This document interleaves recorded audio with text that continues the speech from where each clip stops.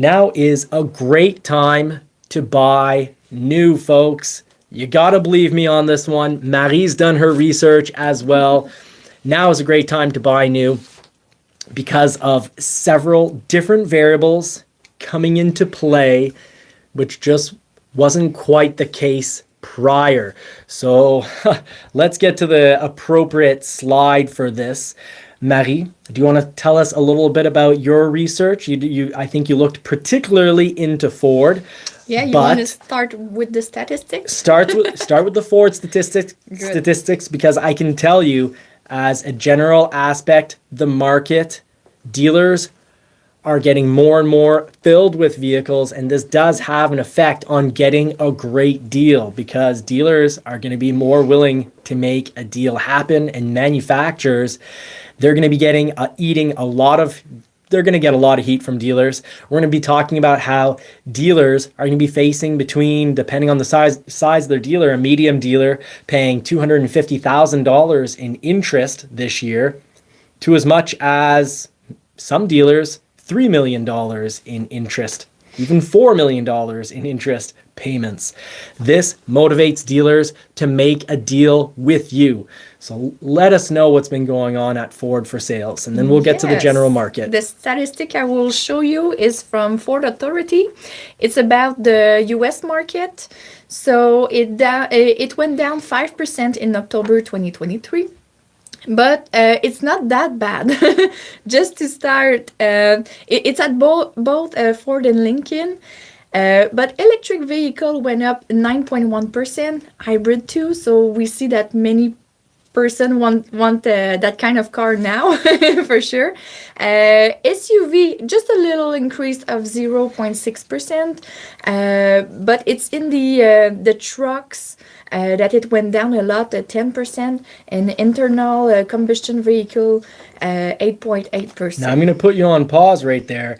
Did I understand correctly? You just said truck sales went down, and now are we talking year over year or month over month? So like last month, then moving into this month. Which one? Yeah, this one is for only the October month, if we compare. Okay, so for October, truck sales went down by what percent?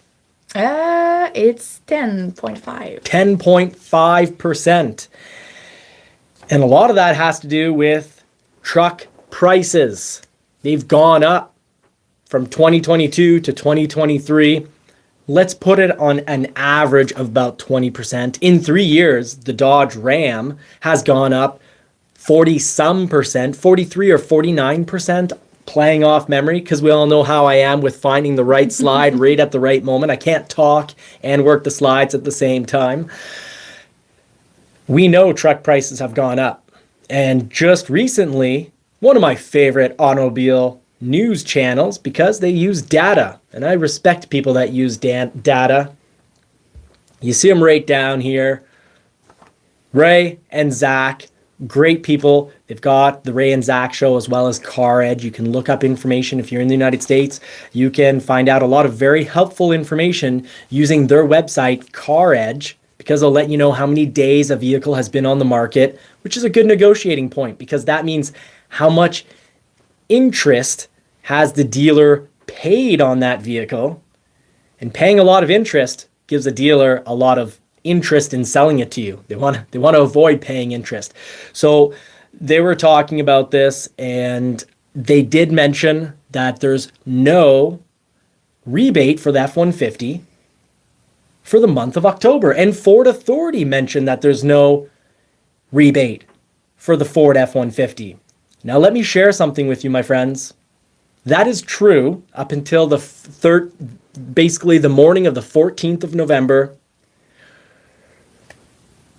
There will be a cash rebate. And it doesn't mean that it's necessarily better, because right now there's no rebate on the Ford F-150. And it doesn't mean that it's a bad time to buy a Ford F-150, because essentially we could say that Ford, in giving a much, much lower interest rate because right now the average new vehicle interest rate is 9.95%. This is not Ford. This is the whole market. So That's Dodge, which has 140 days of vehicle inventory, meaning the average amount of time it takes them to sell a vehicle it would take them 142 days to sell all the vehicles essentially on the lots. If they stopped bringing new vehicles to the lot, they just said, okay, we're not delivering you any more new vehicles.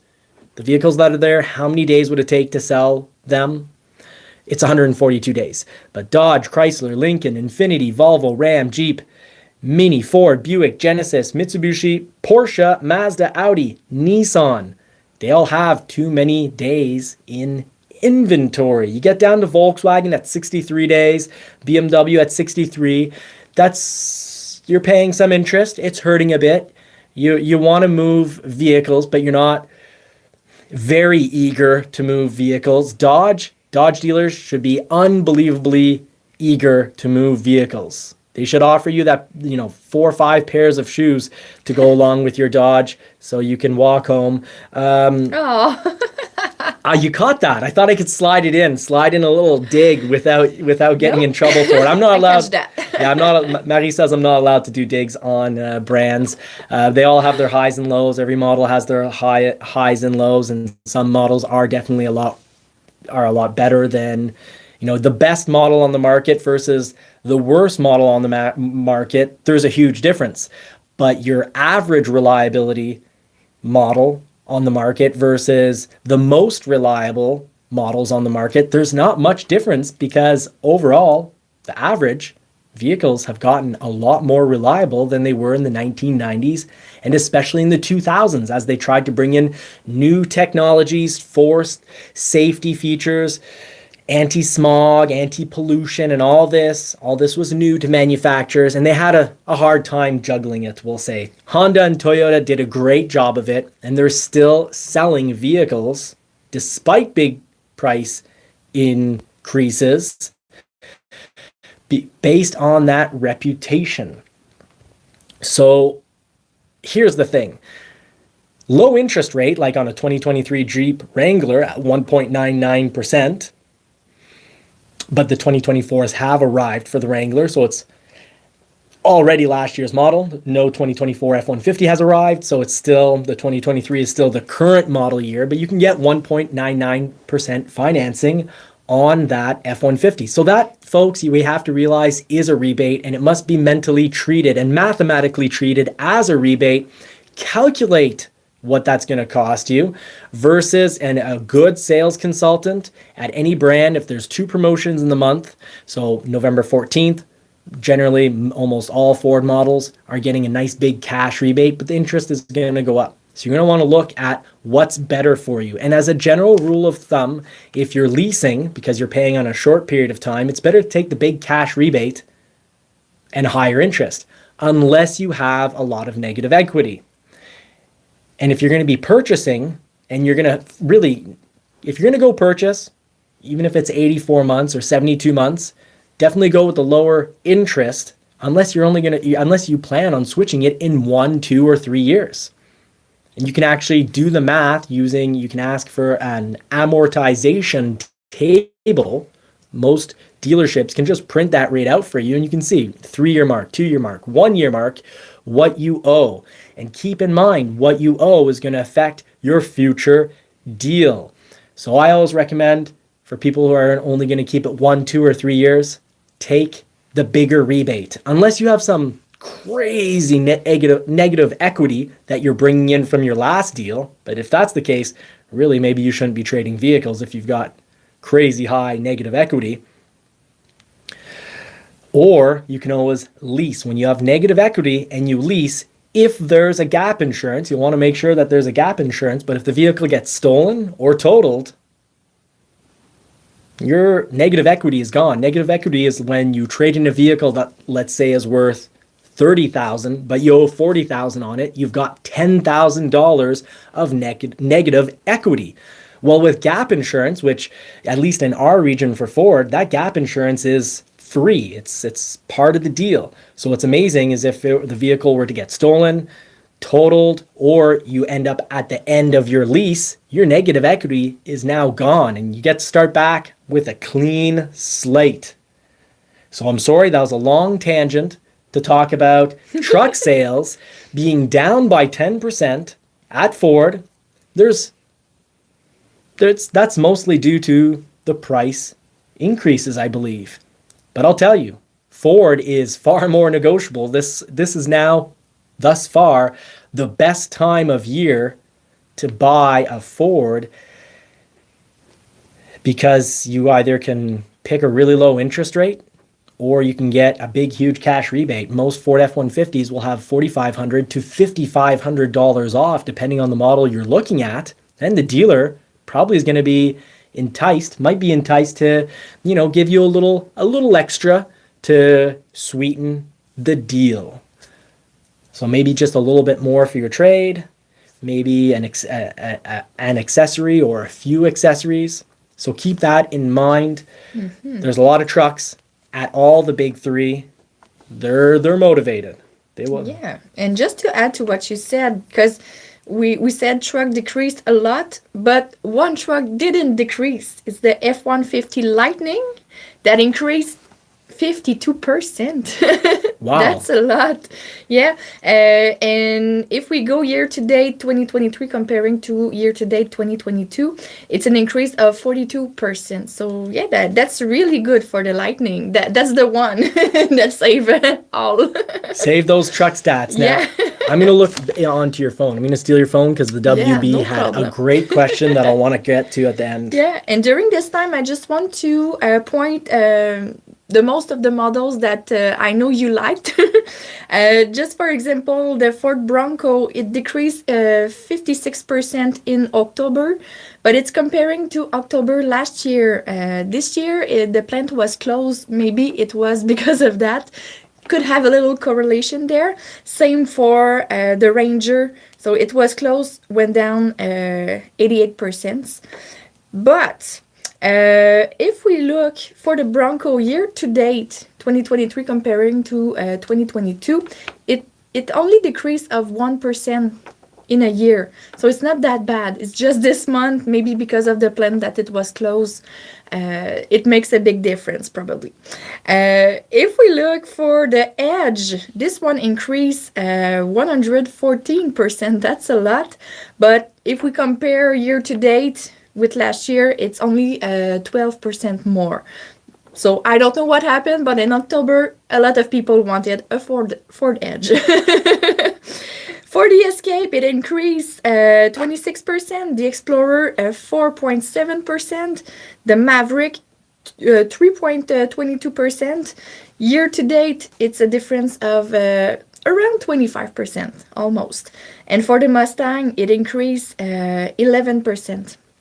So it's not that bad for these models that we speak a lot about normally. The one that decreased, it was the Bronco, like I said, the Ranger, Transit, all the rest of the F-Series in the truck.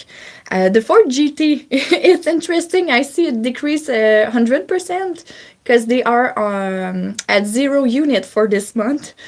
Last October 2022, they were selling 8 units. So for sure, it's not a car that we buy every day, but for October, nobody bought that car. And the EcoSport decreased, the e-Transit, the Expedition. But it's not bad at all. Ford in total only decreased 5%.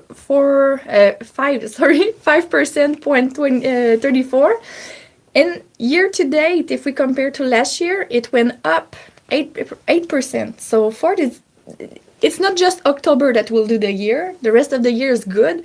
Where it hurts, it's on the Lincoln side. All the model decreased. The Aviator, 3.29%, and year to date, 37%. So that's a lot. The Corsair, Nautilus, Navigator, everybody decreases. So year to date, all the Lincoln in total, it went down 5%. It's more on the Lincoln side that it will hurt. And just so you know, the number of units for this year, At Ford, they are showing a 1.5 million unit. Last year it was 1.4, so it went up overall. So it's not a bad year, it's just a bad month of October. And production, though, I'm going to interject. Production from last year there was a lack of production. And this year, just before the UAW strike, production was back to pre-pandemic levels. And now we're going to also be going back, now that the Ford Ranger and Ford Bronco factory that was shut down for over a month, part of those Bronco sales being down and Ford Ranger sales being down is really because, well, the Ford Ranger, Ford Bronco factory was closed. But here's the catch. Those Bronco numbers, Ford Ranger numbers, down artificially. But overall, because the factory was closed, but overall, things aren't quite as great as they have been because production has gone way up, but demand hasn't gone way up. So production shot way up and supply stayed just a little bit better than what it was last year. So there's two ways to look at this. You can do the simple way of looking at dealer lots and saying, wow, dealer lots are full. I've got about $18 million of inventory right now, new and used vehicles. And that's a lot of inventory. And there's a huge cost that will cover mathematically why that's a motivating factor to make deals. But you can be the YouTuber that goes to lots and says, look at all these vehicles. No one's buying vehicles. That's not true. We just covered the data at Ford, but that data is true across the market. In many of our other lives, we've gone brand by brand, showing you how almost every brand has gone up in sales, but production has gone up higher than those sales or demand. So when production is higher, much higher than the demand, the sales are still better than in 2022. But the production is so much higher, we end up filling lots and having too much inventory. So the reason you can get a great deal right now isn't because no one is buying. And it's because, it appears like no one is buying because lots are full. That's really horrifically inaccurate. To say nobody's buying is dumb. It's dumb that's what I call clickbait. When you have a title that is unbelievably true and ignorant of facts and data. And that bothers me. Clickbait isn't when a title is catchy or asks an important question that draws in your attention. That's what titles are supposed to do. Do people expect titles to be such as car information at 5? That's not how titles work. Titles are supposed to draw in your attention and bring in your curiosity. But unfortunately, we won't be able to take notes tonight, though. I know you love taking your notes, but we won't be able to do that tonight. So unfortunately, lots being filled, it's unfortunate. The internet's going to make you believe that lots are filled because no one's buying, and that's not the case whatsoever. Now, sales have gone up from last year, and that also doesn't mean that, oh, wow, if there's more sales this year, then the deals out there must be amazing. No, it doesn't indicate that either. Unfortunately, to figure out whether there's a good deal requires a good deal of homework, a little bit of research. So what I can tell you from looking around on the market, if we go back, first of all, to talk about Lincoln, yes, Lincoln has been forgotten this year. And I think it's because of a lot of vehicles like the Bronco, the Ford Maverick. A lot of people are buying, are ordering new Ford Rangers, ordering and buying Broncos, and ordering and waiting on Ford Mavericks. And a lot of these people that I'm seeing a lot of them would normally buy Lincolns. I'm seeing a lot of 50, 60, 70-year-olds buying a Maverick because they're like, this makes a lot of sense. I see a lot of people that would have maybe bought a Lincoln Nautilus or an Aviator say, I'm going to spend $70,000 on a Bronco. That thing is really, really cool. So Lincoln kind of getting forgotten, but on the 15th and 16th, I am going to Toronto to check out and drive the brand new Lincoln Nautilus. So make sure you do. That's brand new. So inside and out, all new. I do hope that you'll hit that bell notification and subscribe button so that you don't miss out, because I'm going to be really zooming, focusing in on that product like you know I love to do. But here are reasons why you can get a great deal. First of all, inventory. You see Dodge up at 142 days. They've got the highest inventory. Chrysler, Lincoln, high inventory.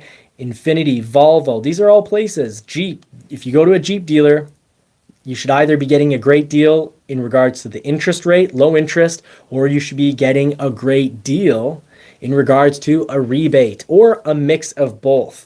And Ford, well, Ford with 88 days of, it's now a bit more, because this chart is, it's not, I didn't take it, it wasn't watching Ray and Zach just yesterday.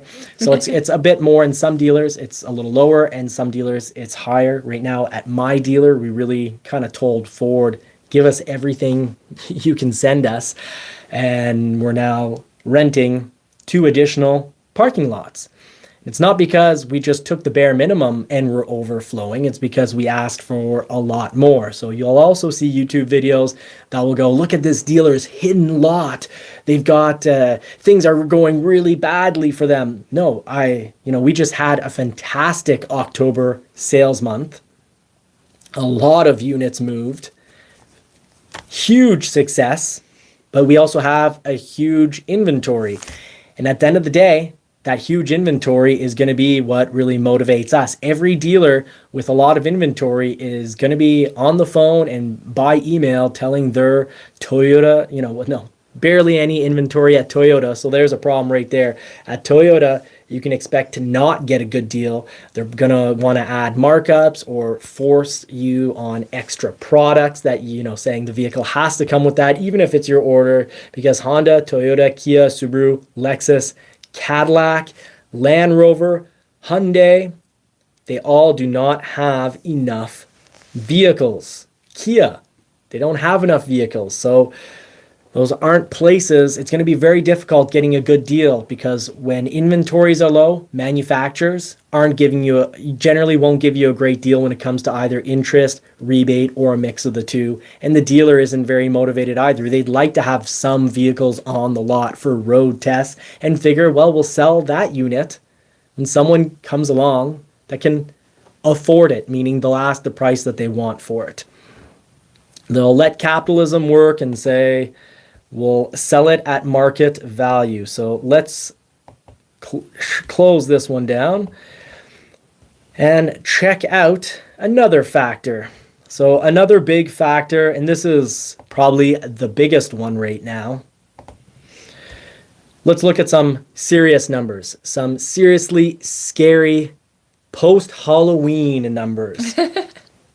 You've got a loan amount of $18 million. So right now, my dealership, we've got about $18 million in new and used inventory.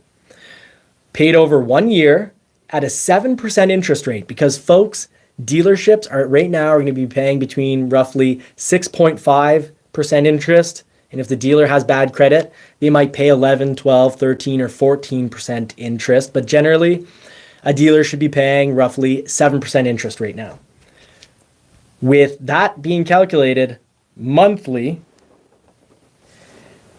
every month, the dealer needs to come up with 1.5, roughly almost 1.6, $1,557,000 of payment.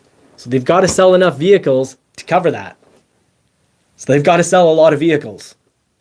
Now, over the total of 12 payments, you're going to pay $18,689, meaning your total interest for the year, $689,777.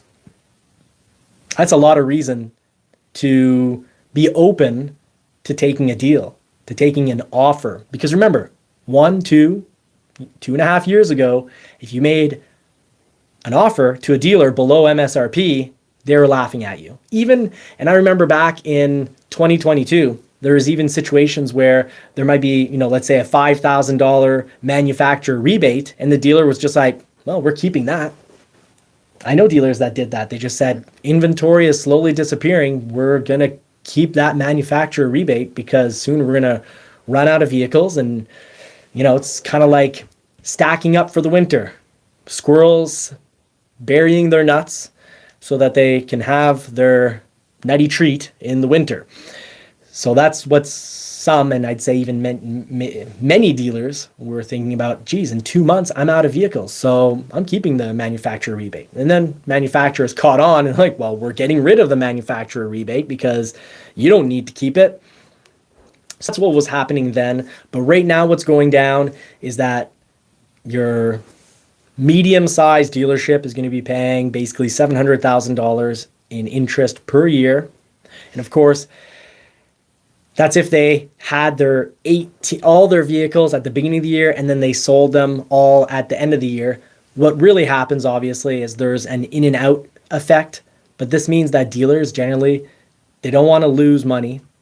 And some dealers will be paying for $5 million of interest per year because they have, they sell, let's say, 7,000 vehicles per year. We're at about 1,400 to 1,600 vehicles per year. But some dealerships, the biggest ones in the US, I think sell more around 10 or 12,000 units per year.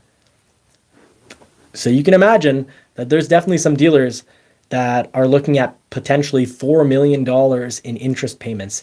And to manage your business well, you need to make sure that those interest payments, you get that interest cost down as low as possible. So someone making an offer below MSRP, of course, giving the entire manufacturer rebate and maybe giving a bit more, a little, being open to accepting an offer that's, not ideal.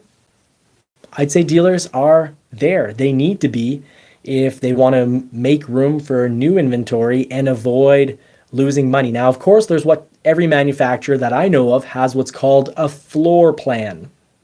In a floor plan, you don't have to worry and think, oh my goodness, dealers are going to rip me off because they have more interest than they've had in 30 years to pay. So they're going to need to make that money back somewhere. Manufacturers have thought of this in advance and they give dealers what's called a floor plan. A floor plan means, yes, this interest exists. However, the floor plan is going to cover you for about, let's say on average, it's about $1,000 per unit back from the manufacturer. Well, if you're selling, let's say, 1,000 new vehicles in a year, you're looking at an average of $1,000 per vehicle back. You're looking at potentially $1 million back. So you'll be okay as long as you sell that vehicle that comes in within, let's say, 6 months. So the faster you sell it, the more that floor plan could be potential profit. And the longer you keep it for, well, the more likely the floor plan won't cover the interest you have on the unit. So just all to say, now can be a great time, folks, to buy a vehicle. Last month, I'd say September, October was the best because now trade-in values, if you've got a trade-in value, they're going down a little. They're going to go down. They've already come down for November. So I'd say now's a good time to make a deal if you've got a relatively valuable trade, because if you wait until December, your trade's going to be worth less than what it's worth now. If you wait until January, your trade is going to be worth less than it's worth now. And what if you wait until March or April? Well, then your selection of 2023s with a rebate on them are going to be, well, your selection is going to be quite poor if there is even 2023s that can be found. Be a good time to lease a 2024 because new model, higher residual, meaning you'll pay how much you pay of the vehicle. Let's say residual right now on an F-150 is at 50%. If you order one, the residual is at 53%. What does that mean for a lease? It means that if you lease a 2024, you only pay 47% of the vehicle over 4 years. But if you lease a 2023 at a 50% residual, you have to pay 50% of the vehicle over the next 4 years. Simply put, the 2024 less of a good deal when it comes to rebate or interest, but you're paying a smaller percentage of the vehicle because it's newer.